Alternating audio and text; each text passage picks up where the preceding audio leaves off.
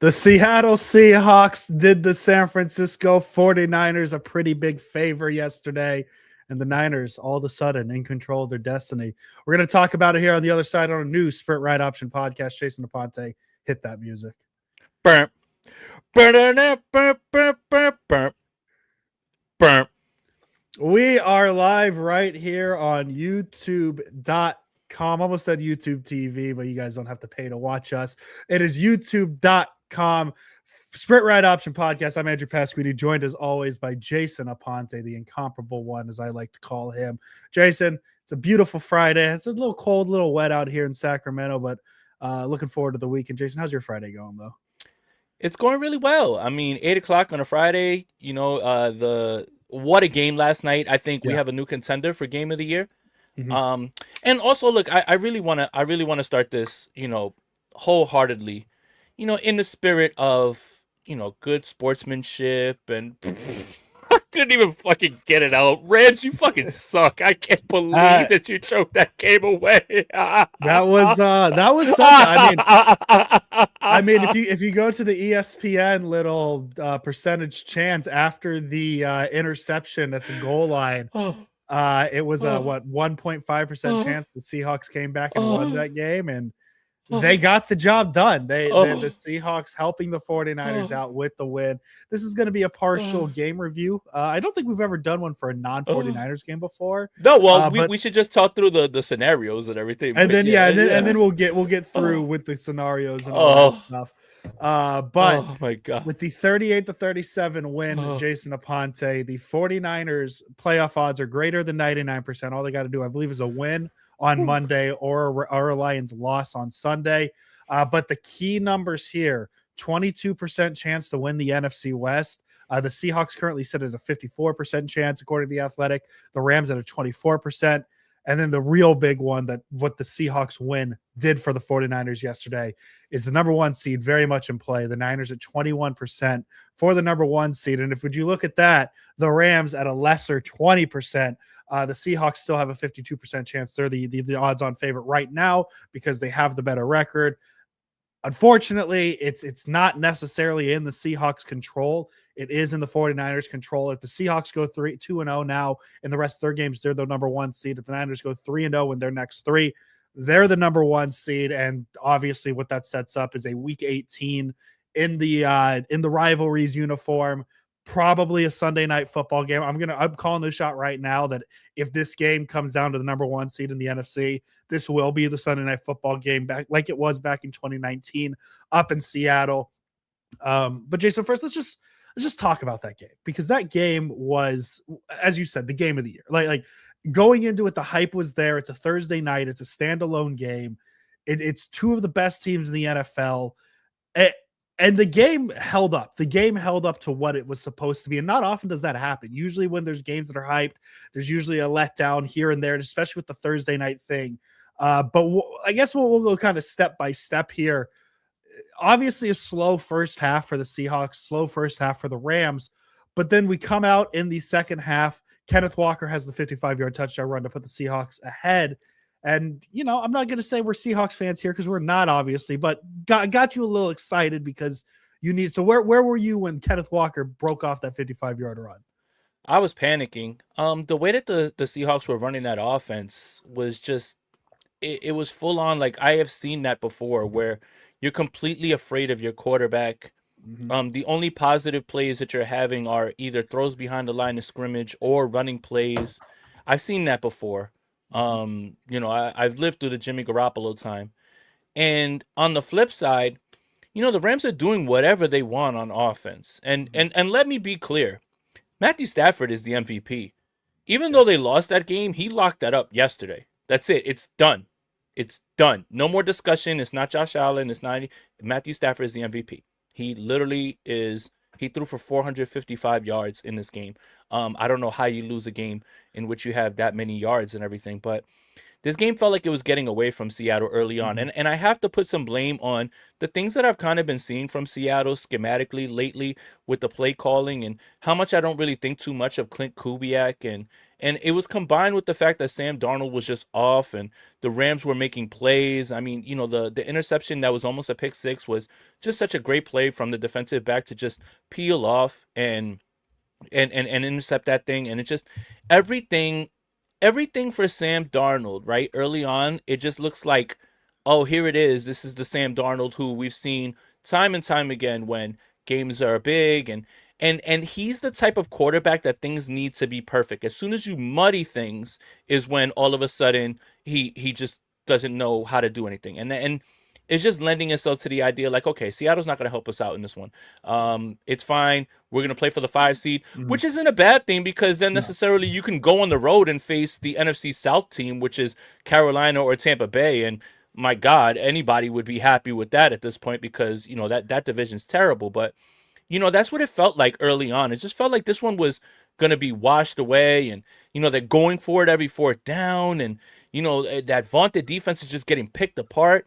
But, it really flips on special teams. And the Rams have Mhm. a shit special teams unit. And I can't believe that I'm making fun of another team for having special teams that are bad because the 49ers don't have that. Mhm. But that goes to show you how those little things can change.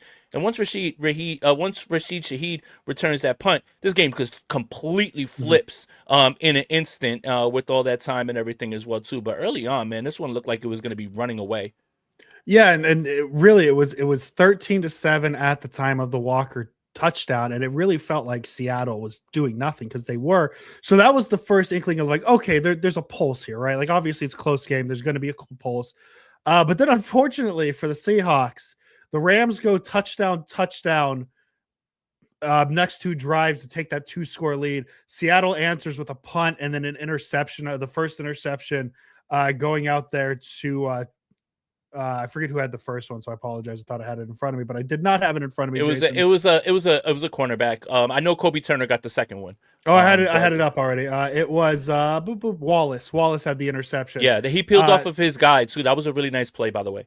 so Seattle goes interception, punt, interception in that stretch. The second interception being the Kobe Turner, and that's when I tweeted, "It's the Great Pumpkin, Charlie Brown," with Sam Darnold's face Saw over that. it because he turned into the pumpkin. And honestly, in a weird way, it turned out to be the best thing for the Seahawks to happen in that game for whatever which reason. Going from a ball at the 6 yard line to the Rams having the ball at their own 11, they go 3-and-out. And then where you said, Jason, the game completely flips. Rashid Shaheed. And if you listen to Al Michaels, it didn't sound like a moment where the game completely flipped. He sounded Damn. pretty Yeah, I gotta bored. get up off Al, man. Uh, Come on, man. he's getting up there. He's getting up there. He's old, man. Uh, Come on. Rashid Shaheed with the 58-yard punt return for a touchdown. Seattle gets the 2-point conversion, and that's where you kind of felt alive because not only was it the punt return, but Seattle forced a 3-and-out. They were not doing that the Took less entire than a first minute for half. that drive. Took less than a minute off the clock on that drive as well too. The Rams just were like, "Oh, we're just, all right." So I want to say this, and I didn't mean to cut you off. I just want to say this because we're talking, the deficiencies that Kyle Shanahan has with, you know, play. Excuse me. Oh my God, play calling, time management. Why are you throwing the football and not trying to like bleed the clock a little bit? So Sean McVay's got to own this one a little bit too because he kind of clammed up in this game as well Mhm, too. All of these things contribute to a loss. So I don't mhm, want to hear any more about Kyle and his play calling and time.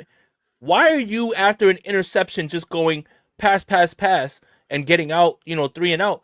Why aren't you trying to bleed the clock a little bit? And that creaks the door open for them. mhm. Yeah, they go run on the first play. No, sorry, that was the first 3-and-out. The second 3-and-out, that's where they got a little more aggressive. Obviously, a one possession game. They go pass, pass, pass. They only get 3 yards on a Puka 3-yard reception, which Puka had hell of a game yesterday for his maybe the weirdest week of receivers had that I can remember, just because it came out of it. Was like we can make the IU comparison if we want, yada yada yada. For Well, how out of nowhere it came with Puka Nakua, though, that's kind of the weirdness of the week for Puka there. But they go. The Nakua brothers are like putting two brain cells together between the two of them. Weird week. But the Rams go 3-and-out after the Shaheed punt return, which is huge again because back-to-back 3-and-out. So after not going an entire 6-7 drives without forcing a 3-and-out, now all of a ssudden the Rams are back-to-back 3-and-outs. Seattle gets the punt, instant 31-yard pass to Rashid Shaheed. An offside is on the Ram, whatever that doesn't cancel out the play. Obviously, the Seahawks keep the touchdown and then keep the 31-yard gain. The next play is a 26-yard touchdown pass to Barner. And then we get a little what a play weird call. And this is the moment. I just want to say this real quick. About what I was talking shit about Clint Kubiak. That route, it's funny, that route and that concept is called Seattle. And I learned that from the Bobby Peters book. The only thing that they did different was AJ Barner, when he's going to the post, he snaps it back the other way, and it just flipped the safety out of the way. Incredible play call. Really really off of the bootleg and then throwing it that way. Man, that was I talked shit about Clint Kubiak all game, and I haven't really thought much of him as a play caller because I feel like they haven't evolved anything from September when I watched him. But he's all of a sudden. One, he realized, hey, Rashid Shaheed plays offense for our team too. He's not just a punt returner. Maybe we should use him. And then he calls that masterful call off of the bootleg, man. I have to give him credit. As much shit I was talking, that was a great call. Ironically, that concept's called Seattle, and he hits him back across into the pylon. What a throw! What a call, man. And then that's when, all right, it's game on now. And then Sean McVay really starts to tense up right there. Yeah. So we get the touchdown, and then the play that kind of got me thinking like maybe Team of Destiny vibes for the 49ers because of everything that happened. Darnold tries a little swing pass out to Zach Charbonnet. Ball gets batted at the line of scrimmage. Charbonnet kind of half-ass picks it up in the end zone. It's an incomplete pass. And they come back from commercial break, and they're talking like, hey, this was a backwards pass. And it was very obviously a backwards pass. Charbonnet's clear recovery gives the Seahawks a 2-point conversion, 30-30. The two teams exchange punts, and then Harrison Mavis has a 48-yard field goal attempt with 2:11 left that just stays right. And we are set up for overtime, Jason, 30-30. 2-point conversion. I just want to hear what you thought of it because it was an all-time crazy play. Well, I think we just need to figure out the name of it. Because I've been watching football for a very long time. And and Sean McVay even said, I've been around the game my entire life and I've never seen anything like that. I mean, it's the correct call. Brush up on your rule book. Doesn't matter that the whistle was blown. It's not them advancing a fumble. It's a backwards pass. And just happens that it's going that way. And I'm so glad that you brought up like the Team of Destiny thing. Because that's when I'm like, wait a minute. I know this is a break for Seattle, and Seattle has had like devil magic when Russell Wilson's been there, but in a roundabout way, this is benefiting the 49ers. And I'm just like, this game is turning into something where we'll look back if the 49ers complete this and win out and they get the bye week and everything and won't have to leave Santa Clara for the rest of the time during the Super Bowl, and they can invite, Bad Bunny to the crib. Is going to be like the turning point where we look at this and we're just like, what the hell is going on here, man? This year has been so weird. It's really, really crazy. And I think we've kind of landed on one, and I saw it online, and this isn't my idea. I like the Zach Wirtz pass. I think that one's a good one. I haven't even seen that. I like that. It's not a fumble, Rod. It's not a fumble. Let's learn the rules here. Yeah, it's not a fumble. I know you're upset. I know you're upset, and I feel you. You and the 17 Rams fans are upset. I get it. But it's not a fumble. It's a backwards pass, and you can advance a backwards pass. I want you to go look on the rule book, and it's like Article 17, whatever, whatever it is. It's not a fumble. That is not a fumble. That is a backwards pass. Two different things. Then we get to overtime, 30-30, and the Rams just put together a methodical drive, 8 plays, 80 yards, a touchdown. It ends with a Puka Nacua 41-yard touchdown pass. And that's a fucking laser. Yeah. What a fucking and he clears the second window on that throw. And the only reason I know is because I watched it like again today, because I just wanted to watch it again and say like, hey, I in my mind, something about last night felt like a fever dream. So I just wanted to make sure that it kind of like really happened. But he clears the second window because he has to throw that before Puka gets away from the linebacker in the middle of the field. And he throws it.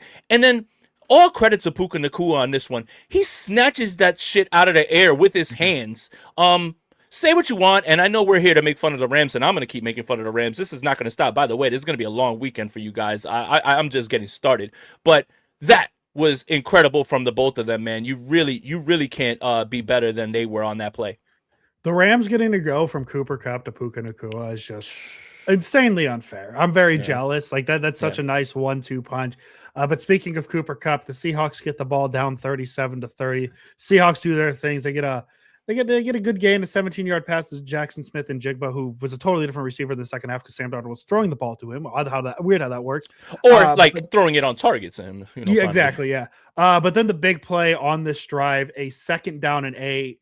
Sam Darnold unleashes probably the throw of his season. Absolutely. No, the throw of his life. Yeah. The throw of his life. Dot. And you could tell, and as who is it? Kelly Stafford was complaining that the refs were vibing to that. Like, yes, he cut. That's how good. When the refs are like doing their little dance with, like, that's how you know it was a nice play. Cooper Kupp with a hell of a catch on a hell of a throw for 21 yards to get the Seahawks in the red zone. I have a feeling, Jason, you want to say something on this play. Yeah, and I want people to stop crying about how emphatic the female referee was. They are told, because of the people that are watching up there, to be emphatic with their call so they understand if they have to buzz the booth or buzz from the booth or anything like that. That's exactly what that young lady did. I want you to stop crying about the refs and start crying about the fact that you allowed this game to get away from you and allowed other circumstances to let the Seahawks back in here. I want Rams fans to do a really, really hard look. And I wanted you to, again, all 17 of you, look in the mirror. And the only reason I'm going hard is because that last time that we did a pod, one of them said some shit about my son. So y'all are gonna get all the hell from me. Look yourself in the mirror. Say, I don't understand what football is really about. I don't understand the rules. I don't understand how any of this works. And this team absolutely choked away a game that if that was the San Francisco 49ers, you would never let us hear the end of it. So don't act like this shit doesn't matter. Don't act like this game is just a one-off. And don't act like this is not going to have any impact on your season. You have been exposed in some of the biggest ways. Your secondary's trash, and Sam Darnold was beating you when you had a chance to really knock him out in this game. The Rams are on the ropes right now, and don't act like this is a game that you can just laugh off because the refs blew it, or the refs didn't blow anything, you blew it. Look in the mirror and say your coach clammed up, you guys choked, and you let them off the hook. So Kupp makes the play, gets them in the red zone. A couple plays later, they're at the 4-yard line where Sam Darnold hits Jackson Smith and Jigba for the 4-yard touchdown. Make it 37-36, and this is where the numbers came into play. A tie would put the Rams at a 69% chance to earn the NFC's number 1 seed, where it would drop the Seahawks to an 18%, where a Seahawks win would bump them to 53%. So a tie plays as a loss in this situation with 3 minutes and 13 seconds to go. Obviously, you're not getting the ball back if you kick it off to the Rams. So Mike McDonald makes a decision to go for 2. Obvious decision. Hits 49er legend Eric Saubert on a great play. Ted Gwynn of the Athletic, he tweeted a thing, a little minute video about kind of the genius of that play call, about how the Rams were not paying attention to the tight end blocking into a route. They brought him out late. And Saubert was brought out late, wide open. And just like that, the Seattle Seahawks win 38-37. And so what that does, and as we stand now, and now we can kind of get into it, Jason, as we finish the game review, as we stand, the number 1 seed, the Seahawks have a 53% chance to clinch that. All they have to do is win their games. The Niners are sitting at 22% for the number 1 seed. The Rams are sitting at 21%. The Rams have lost their right of controlling their own destiny. And now we're in a unique situation where both the Seahawks and the 49ers control their destiny for the number 1 seed. If either of them win out, they will be the number 1 seed in the NFC, not just in the NFC West, but the number 1 seed in the NFC. They will have the bye. And if the Niners can do it, a potential where the Niners get to sit at home until Super Bowl 60, which is massive, especially considering everything that's gone on in this season, Jason. So let's take a quick look at the next 2 games for the Seahawks and Rams, and the Niners' next 3. Let's start with the Rams, just because they were the most hurt by the loss yesterday. They're going to finish 2-0. Let's just put it out there now. They're going to finish 2-0. Falcons. They go to Atlanta, and then they close against the Cardinals. They're going to go 2-0. So I'm going to presume the Rams finish 13-4. I agree. Unless unless Kirk's, unless Kyle's buddy Kirk, because they get Drake London back this week, when the next game they have some extra time, but no Devontae Adams. We found that out today. That secondary is susceptible, man. If they're not careful, if they're not, but I do think the Rams win. They win out. So the Rams will likely be 13-4 at the end of it. That might be good enough to get them to 5 seed. It might drop them to the 6, especially because I believe how it would work is if the Niners win the 1 seed, Seattle would be the 5, and then the Rams would be the 6. And you want the 5, like the 5. Yeah. If you're not getting the 1, you want the 5 because you're going to an NFC South opponent. But then the Seahawks, their final 2 games, they go to Carolina, which I know we're making fun of the NFC South, but ask the Packers, ask the Rams a couple weeks ago how tough that trip across the country is to Carolina can be, especially 10 a.m. slot, 1 p.m. for you, Jason. The body clock's all different. And then they obviously closed their season at San Francisco. Obviously, we're cheering for a Carolina win next week to make things a little easier. But Jason, boy, oh boy, I can't tell you how many times I've already thought about the hypothetical Week 18 game with the 1 seed being on the line between the Seahawks and Niners. Obviously, the Niners have some work to get to. Before we worry about that, we'll talk about that here in a second. But Seahawks last 2 games, what are you thinking?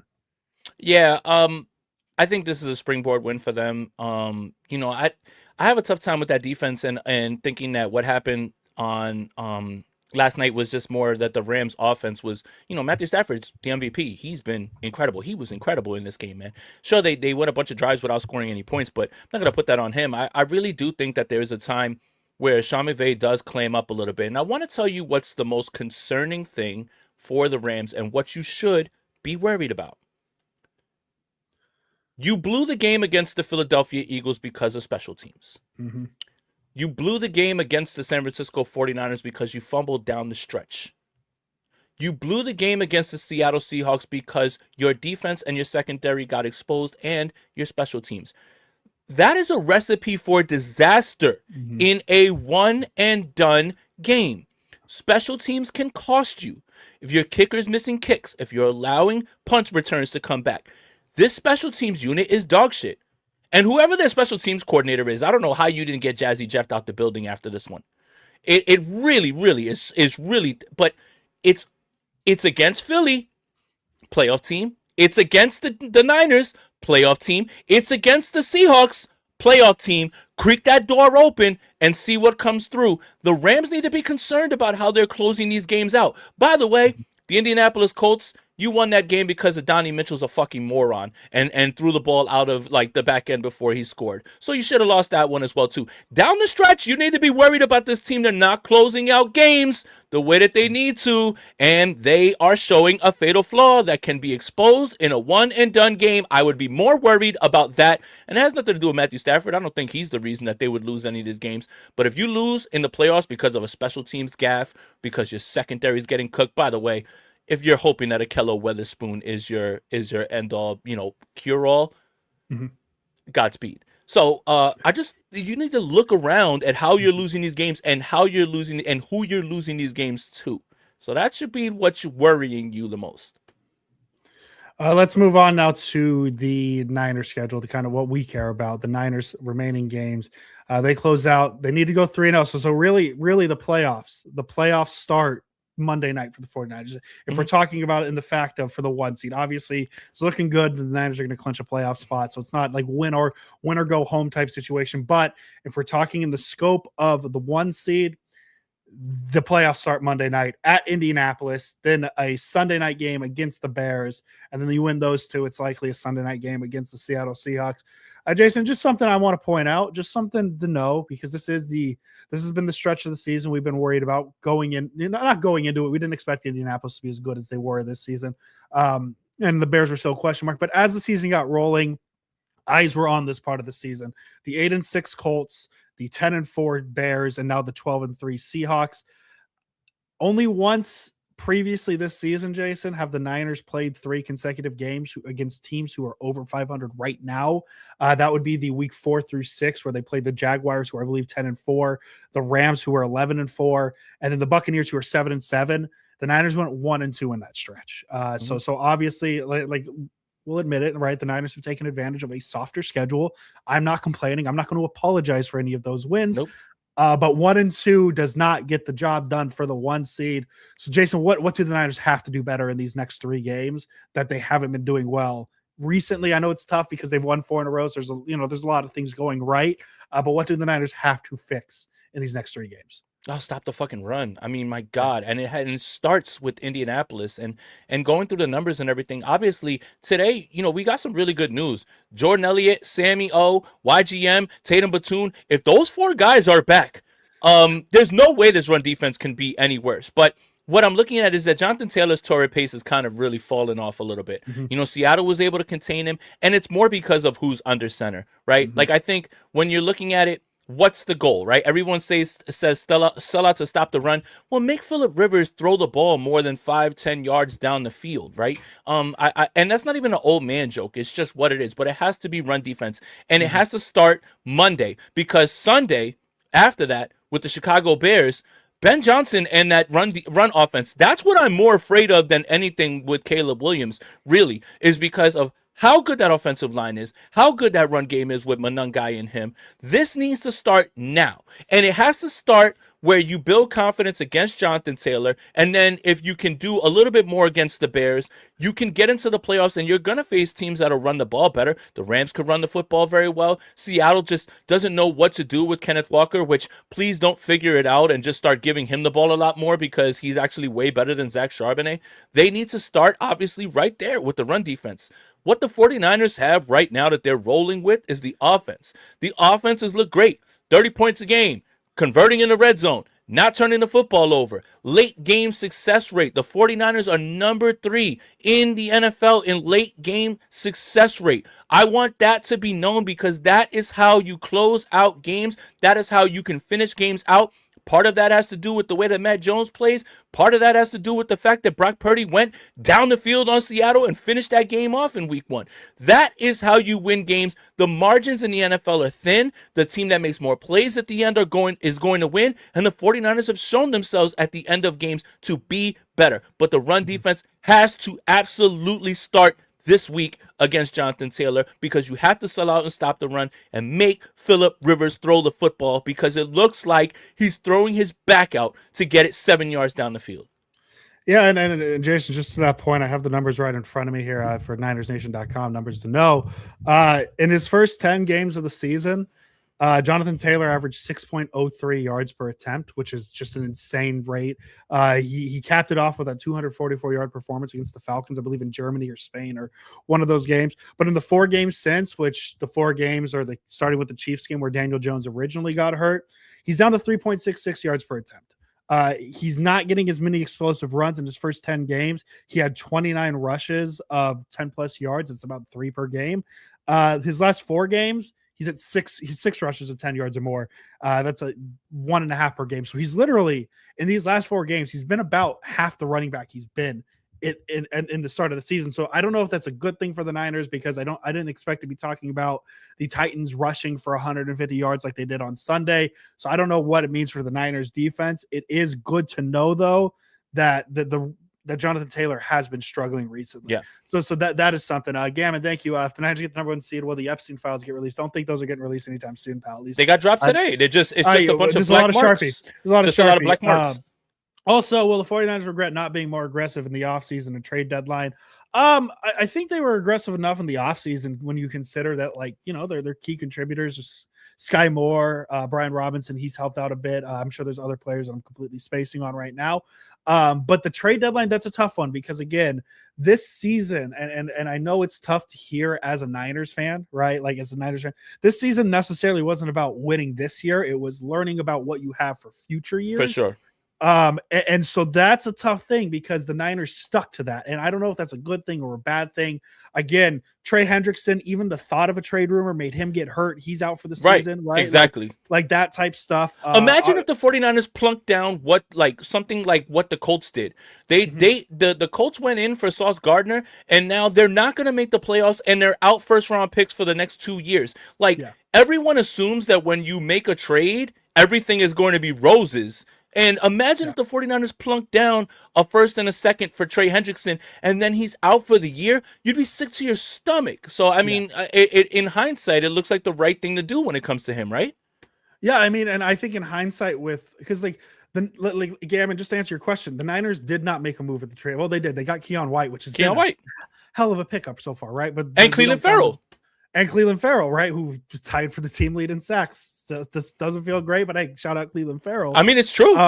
But the Niners stood relatively pat at the trade deadline, and here we are 6 weeks later talking about the number one seed still in play. So yeah, sure, like they could have made a splash move, but even without that splash move, the Niners are still in the driver's seat. Like the Niners control their destiny. And Jason, I think when we started this conference, if we go back, because we talked about the 4 games they needed to win, the Arizona, Carolina, Cleveland, Tennessee, they go 4-0.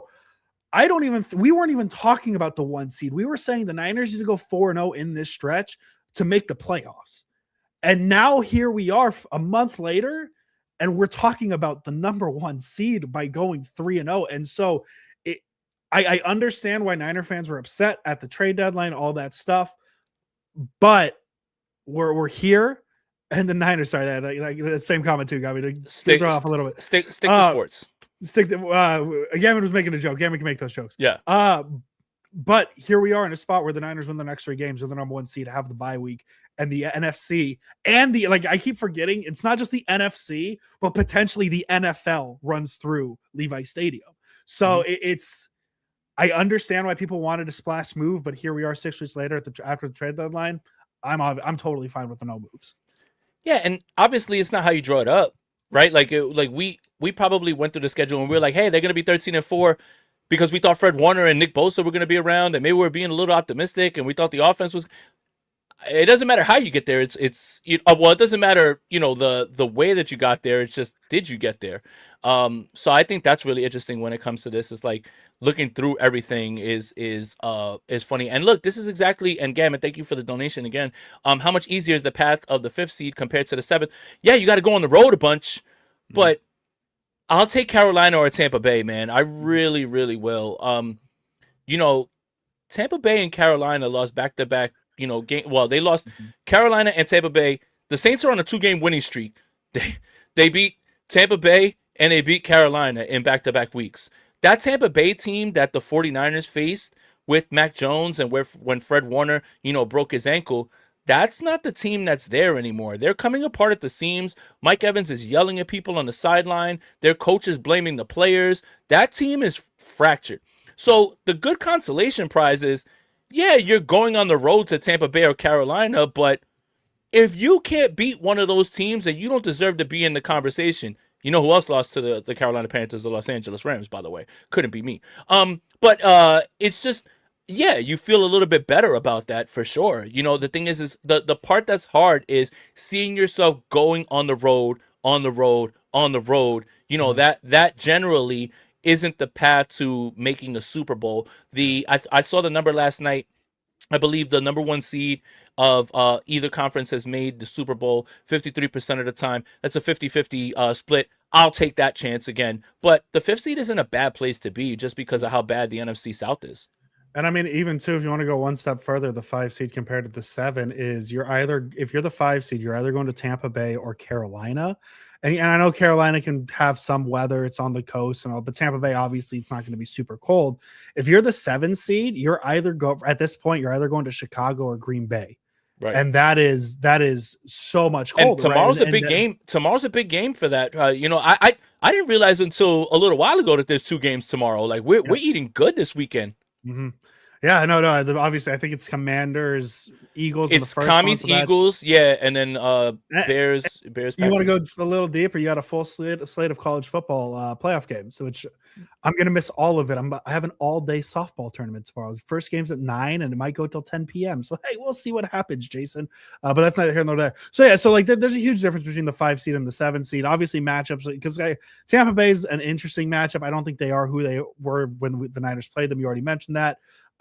But I don't want to go to Green Bay or Chicago in this cold weather. So that's the other benefit of being the 5 seed over the 7 seed. And then Gammon, again, thank you. Our defense can't shut down opposing playoff team offenses. I don't know if I want to find that out yet. Because that Tennessee game, man, like I know Tennessee's not a great offense, but how many open receivers? And Jason and I, we were kind of joking about like, oh, does Sam Darnold make that throw? Oh, does Caleb Williams make that, the throw that Cam Ward missed and all that.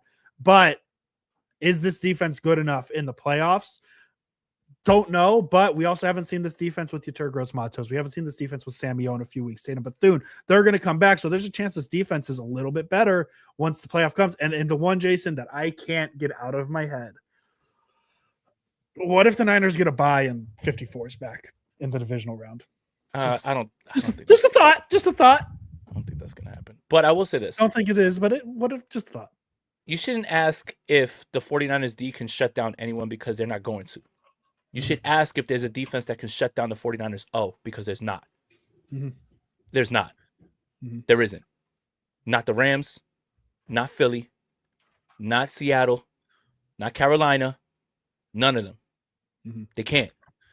So that's what it is. You're going to need one or you're going to need one or two plays. I would have been interested to see a Green Bay defense with Micah Parsons against the Niners. But you know what? Cry me a river. Cry me a river. Your best defensive lineman towards ACL. Cry me a river.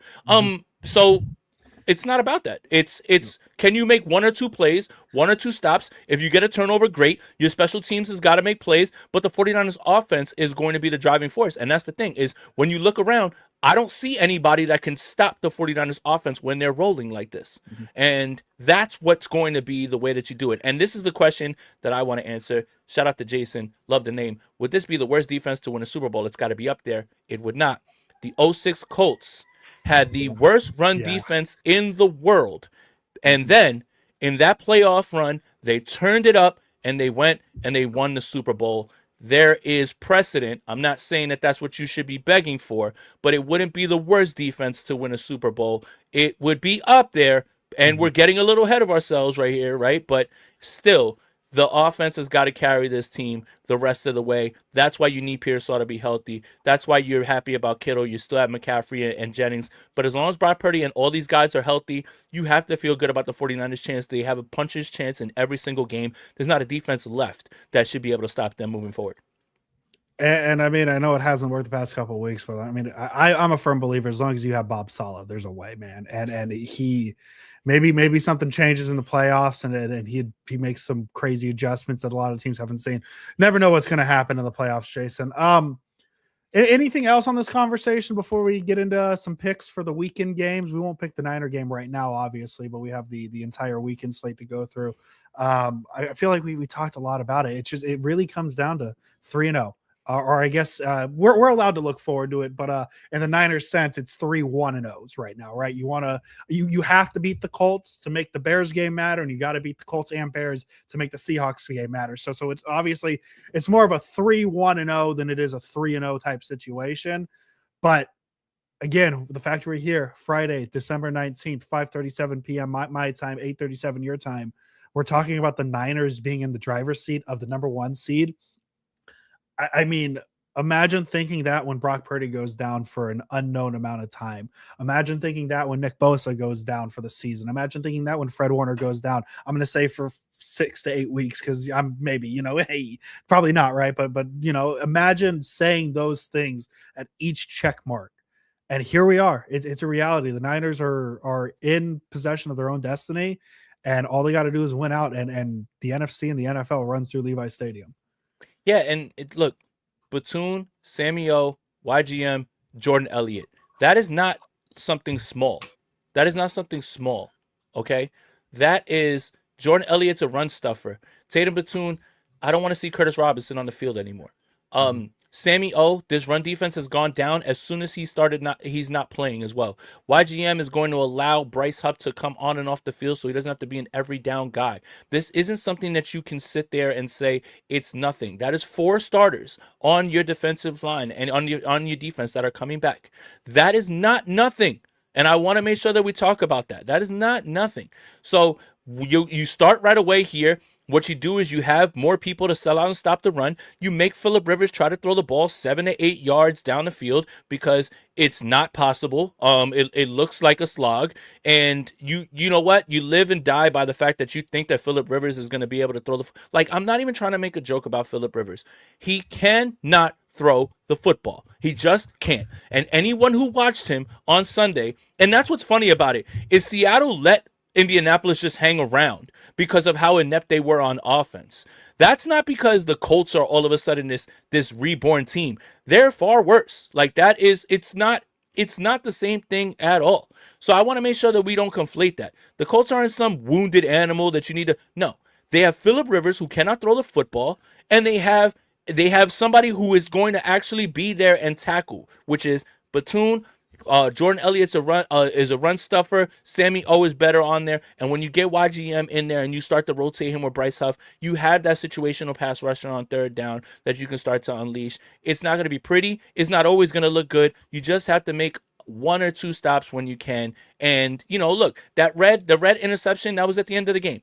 But if you're going to tell me that that's the pass chart that they're going to have against the San Francisco 49ers, God help you, man. Like, I really don't know. Like when you start to go through game script and you start to go through what they're going to be allowed to do, if you start to put pressure on them by again, on offense, they can still run the football against this Colts team. You just can't run it inside. That's the thing that you want to stay away from. Shout out to DeForest Buckner. But you can hit them on the edges. Yeah. You want to make their linebackers go and cover. You want to make their linebackers get outside and try and get there. They would absolutely go ahead and be able to run the football. That's what I wrote about on Niners Nation, is about how everyone is attacking the Colts. So if you start to get into a spot where you're putting the pressure on the Colts offense and making them throw the football and getting away from game script, it plays right into your hands. And Jason says, why would they play Rivers if he is that bad? There has to be a quarterback that can throw on a practice squad. They trust him, like that's just their decision. I don't think much of Riley Leonard. I don't know. They're in a spot where they need to win games to make the playoffs, and he knows the offense. They don't, exactly. They don't need to throw somebody in a crash course of the offense. Yeah. Anthony Richardson's not ready. Riley Leonard's hurt. So they can bring in hypothetically. Let's just throw Adrian Martinez out there, right? Let's throw Adrian Martinez. They could bring him in, but he would have to learn the offense in 4 days, whatever it may be. Phillip Rivers came in knowing it.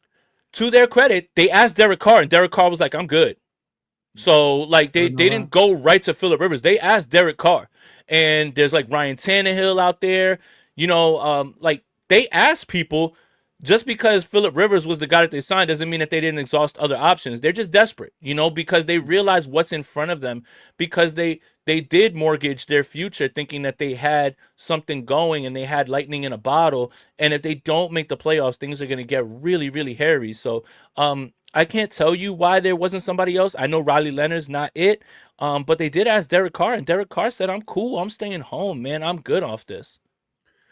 Jason, we'll talk more about the Colts here on Monday when we go live for Sprint Right Option Podcast. Do that preview. Let's go through the predictions of the weekend, and then we'll get everybody out of here for their weekend. Enjoy their Friday night.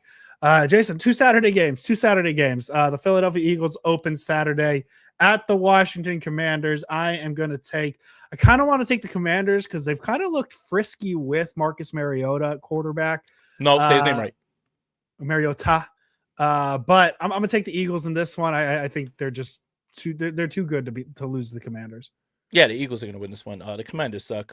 Shout out to Adam Peters. I'm never gonna get up off you because of who you were presented as and why you were the driving force of the 49ers. You're absolutely not. And it's not even your fault that I'm praying on your downfall. I'm praying for your downfall because so many people told me that it wasn't Kyle that was picking players and it wasn't John Lynch that was picking players. It was you. All the good picks were you. It's not true at all. And look at what happens when you get your own chance. You got the quarterback, but you got nothing else out of it. Leon Sandcastle makes a good point too. Sam Ellinger reviews. Ellinger was like, "Nah, man, I'm gonna stay on Denver because I want to learn under Sean Payton." Like he was there too, and he was like, "No, I'm good." The next biggest game of the weekend behind last night's, the Green Bay Packers head to Chicago to take on the Bears. The NFC North is in balance right there.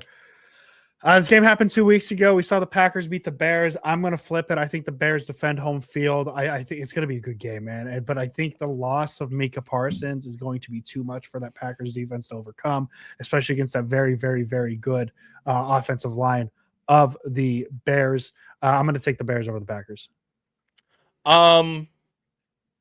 Yeah, No Josh Jacobs in this one. It looks like he's far more doubtful than he is questionable. We don't know if Christian Watson's going to play in this game as well too. No Micah Parsons. They are home. You know what? You got to give the Bears credit. They're doing what they haven't been able to do, which is win games that are in front of them. You are a little concerned though about the Bears without Odunze, without Luther Burden.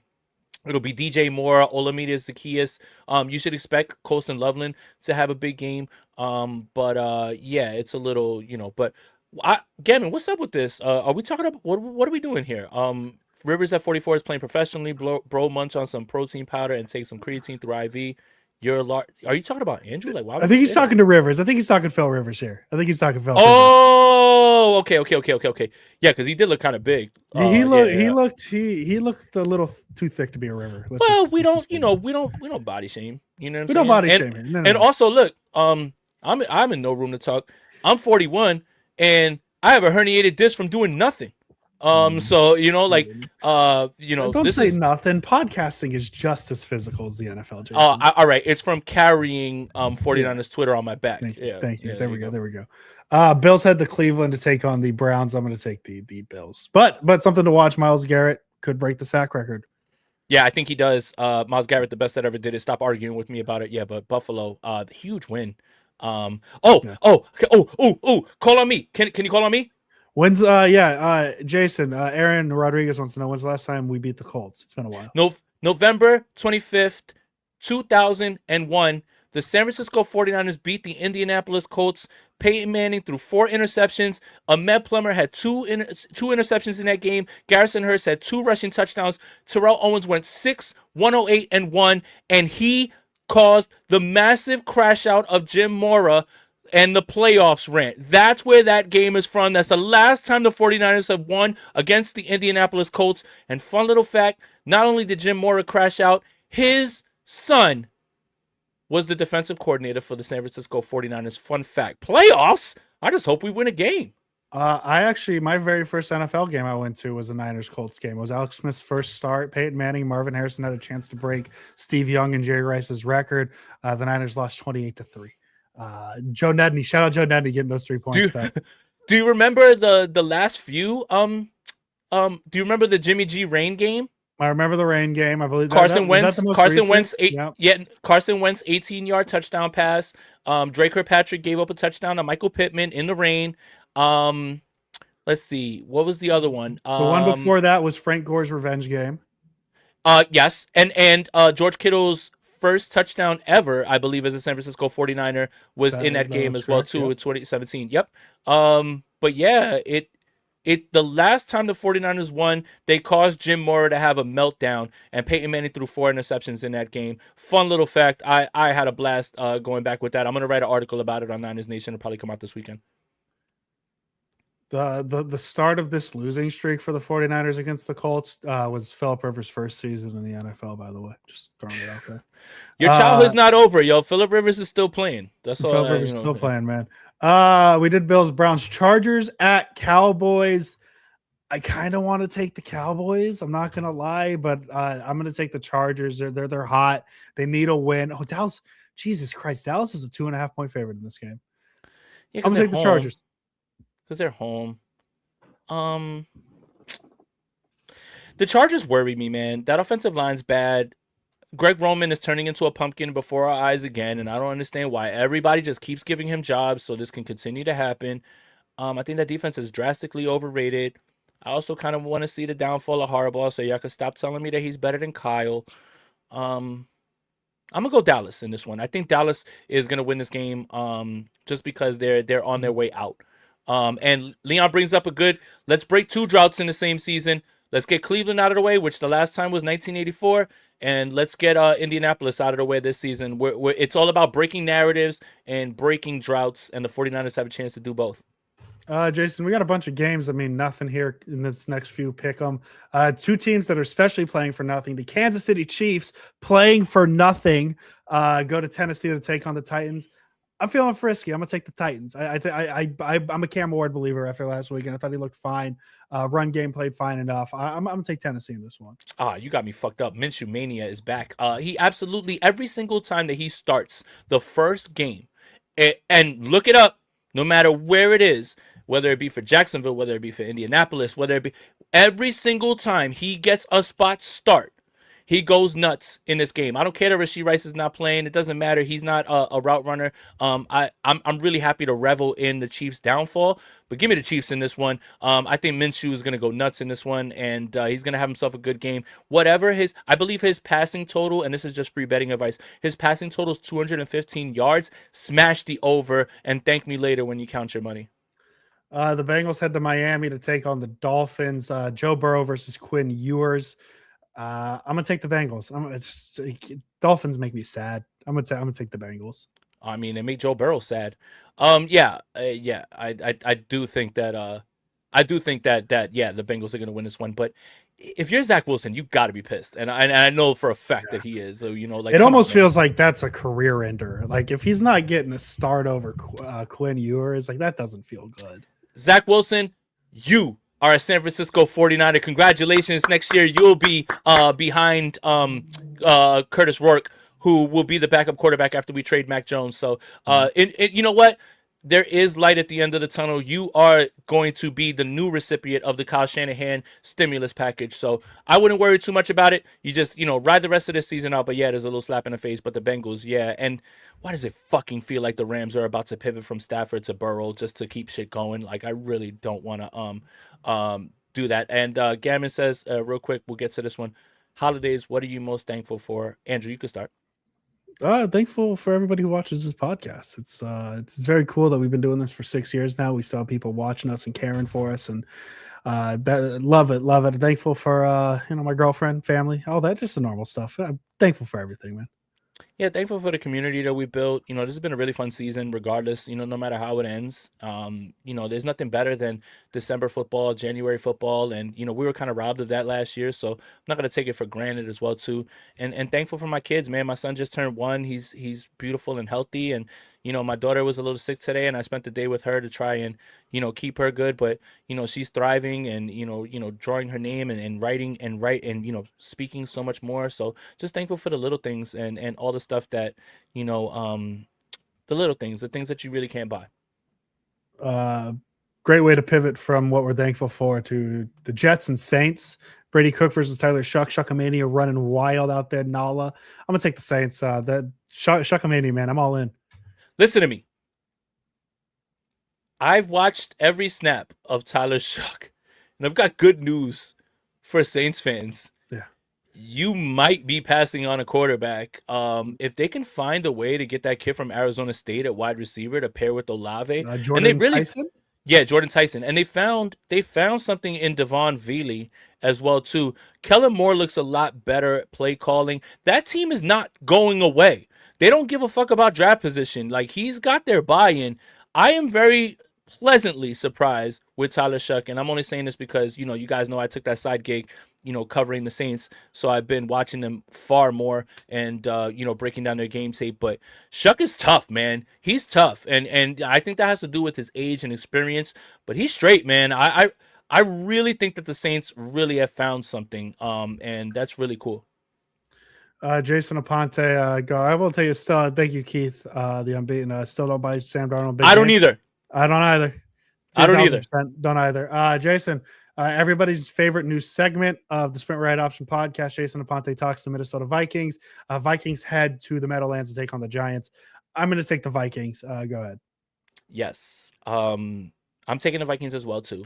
What I didn't notice when I dug into this game, because I just wrote my article about 3 things to watch for Vikings Giants. Well, first of all, the Vikings are off of back-to-back 30-point games. Nine is playing he's playing much better, even if he hates Justin Jefferson, which is a narrative that I'm going to continue to push as much as I watch the film, because either Justin Jefferson's open and he's throwing it over his head, or he's throwing a ball that Justin Jefferson has in his hands and he drops.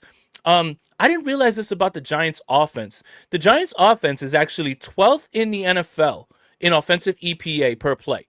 That's impressive. They are 9th in EPA per rush, and that has a lot to do with what Cam Scatterbu did and what Jackson Dart has done as well too. And the Vikings have been giving it up on the ground. This is going to be an interesting game, but I do expect that the Vikings are going to just blitz the shit out of Jackson Dart. Please just watch your head, man. I don't want this kid to like have his brain scrambled before he gets a chance to really hit the ground running with a new coach next year. But yeah, give me the Vikings, man. And if, you know, this whole rest of the season for the Vikings is just getting confidence for JJ McCarthy. And if he can continue to see the ball go through the hoop and play well and throw the football. By the way, I know this is a sidebar.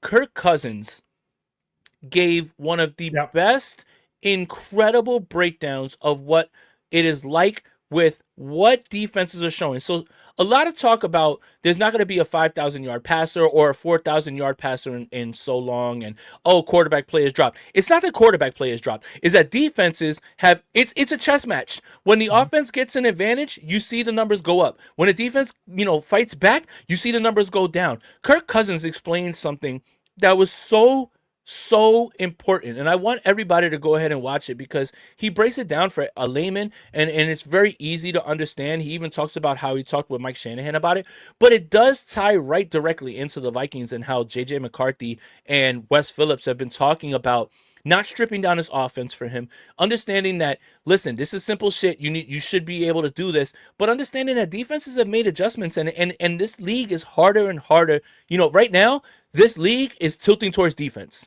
It's not an offensive league anymore, even if all the rules are slanted that way, but defense has the upper hand right now. I implore everybody to go watch Kirk Cousins talk about ball. We need more talks like that from quarterbacks, and we need more content like that. I would love to hear more introspective stuff like that. And it's interesting too because you say it's swinging back to the defense. I would argue it's already swung back to the defense because like there's teams already adjusting with like 6 offensive linemen. So like there's already like we haven't even realized it's swung back to the defense, and the offense is trying to swing it right back. So it's always fun. It's always a give. It's always a different league every year. So I I love it. love geeking out about shit like that Yeah. because then I'll just go back and I'll be like, because he talked about it. He said, listen, in Michigan, it was split the field down the middle. And that's exactly what is exactly what the 49ers were asking Jimmy Garoppolo to do Mhm. was, listen, if you see the coverage and it's not split safeties and a single high, then you're going to cut half the field off and you're going to go 1-2 check down. He talked about all that. And then he said, when you start disguising that, things turn so much different. It was so good and insightful. And then he talks about it. He goes, if you're doing pure progression, 1, 2, 3, 4, 5, you're gonna get hit. You're gonna, be fumble sacked. It was so good to hear that. I don't care what you think of Kirk Cousins, the player.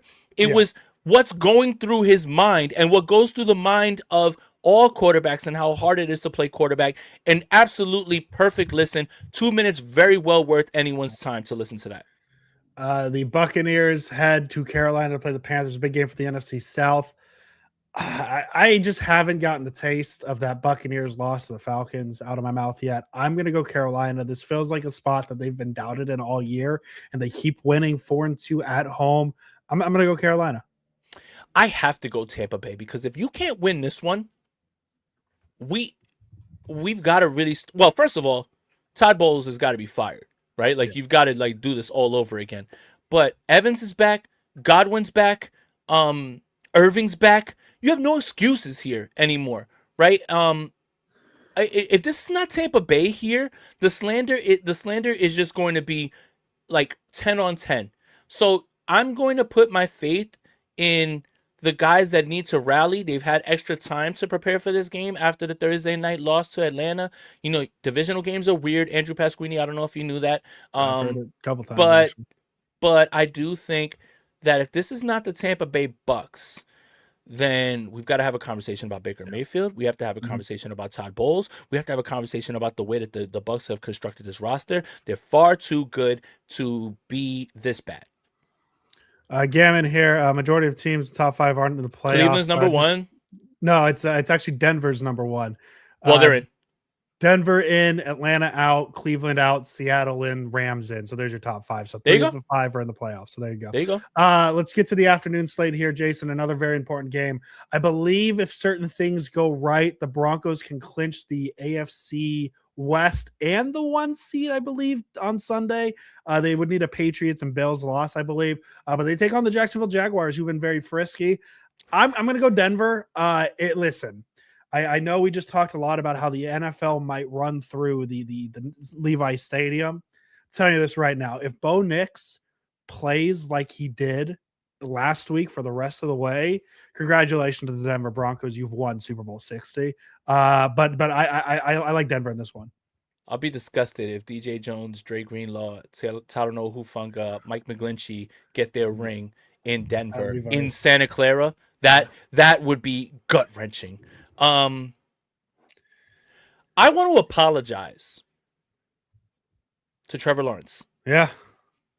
I want to apologize to Trevor Lawrence. I know it's the Jets, but it's so insane how the Jacoby Myers acquisition has completely flipped that offense completely around. And that's why they paid him.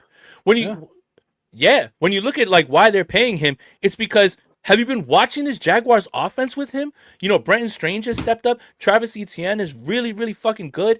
I owe you an apology, Trevor Lawrence, because I said I'm out and whatever. You know who I really, really am impressed with? Liam Cohen. Liam Cohen is really doing a phenomenal job. He continues to lift quarterbacks wherever he goes.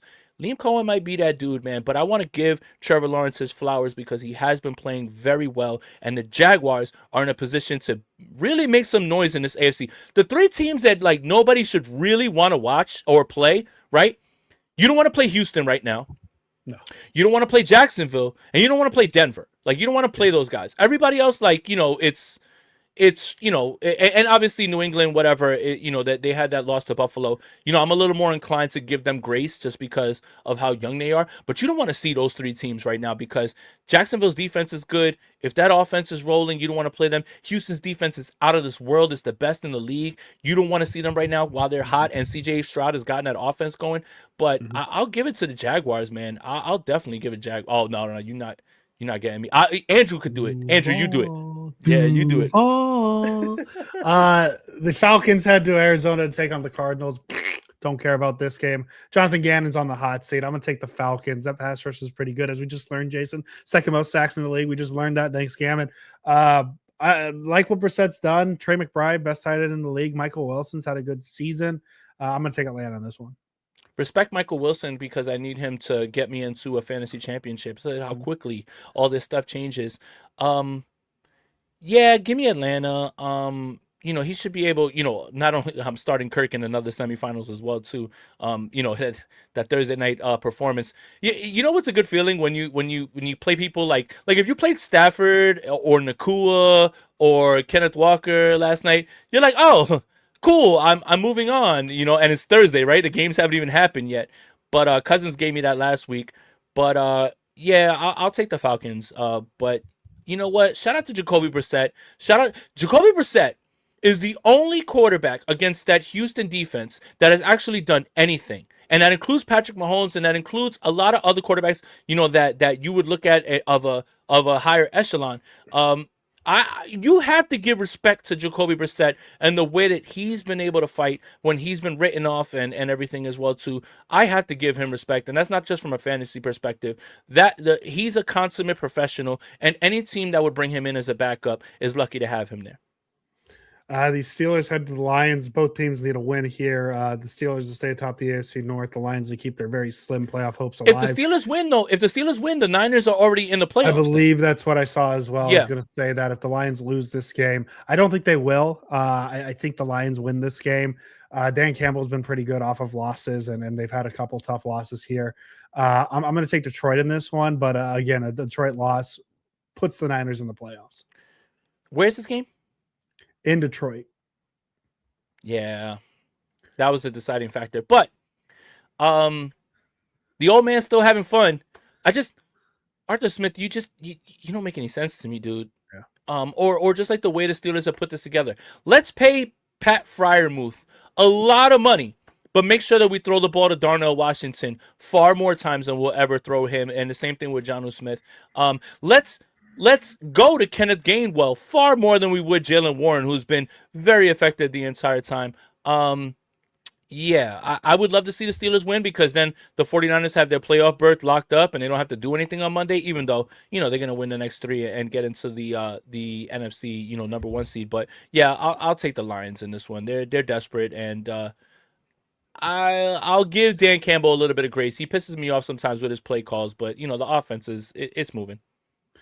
Raiders, Texans. I got the Texans. I don't Yeah. think past that. Yep. Okay, we good. Got it. Good breakdown, Jason. And then Sunday Night Football, last game we'll break down today. Patriots at Ravens, and this is a big one. This is a big one for Sunday night.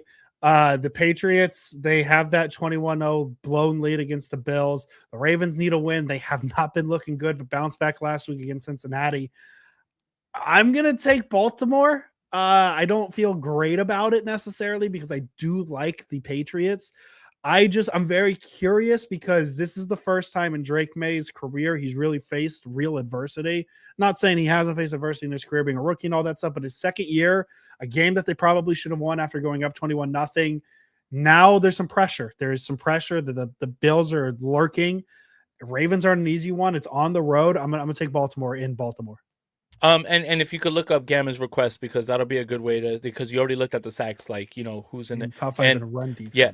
Gotcha. And Corbin, is our defense getting healthy? Hey, if Jordan Elliott, Tatum Bethune, Sammy O, and YGM are back this week, yes, this defense is getting as healthy as it possibly can, and those are no small additions. I never thought that we'd get to the point in December 19th where I want Eric Kendricks or Tatum Bethune on the field because I just can't watch Curtis Robinson play middle linebacker anymore and just get washed out of place. Also, if we're starting to get guys back and be able to defend the run, maybe we can get Jason Pinnock off the field in big nickel, and we can just start to get there. But do you have those? Top five run defenses in terms of yards per game allowed. Jacksonville playoffs, Denver playoffs, Houston playoffs, Seattle playoffs. And then you got a three-way tie between Indianapolis, fringe playoffs, New England playoffs, and Kansas City. Not playoffs, nerds. But Jason, who you got? Patriots, Ravens. I got the Patriots, man. I really do think that what Josh Allen did is superhuman in that game. I do think, again, and I don't really think this is up for debate, no quarterback in the NFL shoulders more of the responsibility for their team to win than Josh Allen. And I don't really, and that means defense, offense, whatever. Like, he is literally, if he goes how they go, I think that was just one of those superhuman games for him. I do think Mike Vrabel's going to get those guys ready to go and play in this game. Baltimore looks skittish, even against Cincinnati, right? Even against Cincinnati, they just were like, I want to believe in them. I love Lamar. If the Niners don't win it, I would love for Lamar to get his ring so people would just shut the fuck up about it already at this point. But just there's something about this Ravens team that's off. And I do think the Patriots get back in the win column here, and they win a game that people are probably writing them off for what you said, coming off of that Bills loss, and that they kind of hear those footsteps behind them. I do think they kind of get back there. I just don't trust that Ravens defense, and just that offense is just not moving the way that they should. All right, Jason, that's it for the Week 16 slate. Obviously, one game left, Niners versus Colts. We will talk all about that game Monday. Probably going to be a lunchtime episode because it's Monday Night Football. Everybody's going to be watching it. The Niners start a very important stretch, the most important stretch of the season, with a chance to be the number one seed in the NFC. We appreciate each and every one of you for watching today, sticking with us. Yeah. It's been fun. It's been a great conversation for a Friday night. Be sure to like, subscribe, everything here on Jason Aponte's YouTube channel. A lot of great content coming out. Be sure to follow both of us on twitter.com or x.com, whatever you prefer to call it. I prefer Twitter, but whatever. But Jason Aponte, as always. Let's go Niners. Ha ha ha ha ha, Rams. Let's go Niners. Bam.